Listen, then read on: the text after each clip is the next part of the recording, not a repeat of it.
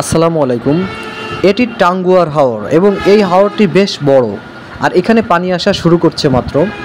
এখন অনেক বৃষ্টি হওয়ার কারণে এবং পাশেই মেঘালয়ের পাহাড় আছে, সেই পাহাড়ি ঢলের কারণে এখানে ইতিমধ্যে অনেক পানি আসতেছে এবং এই পানি আসতে আসতে এক পর্যায়ে পুরো পানিতে ভরে যাবে।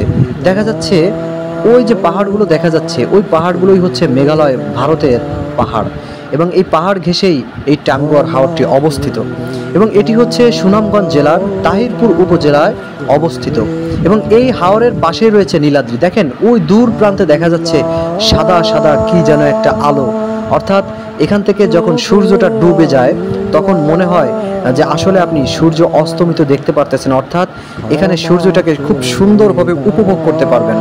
তো আল্লাহর প্রকৃতি খুবই সুন্দর। আপনারা যারা টাঙ্গুয়ার হাওরে ঘুরতে আসতে চান তারা আর এক সপ্তাহ পরে বা 4-5 দিন পরেই ঘুরতে আসতে পারবেন এবং এই জায়গাটার প্রাকৃতিক যে সৌন্দর্য আছে সেই সৌন্দর্য উপভোগ করতে পারবেন।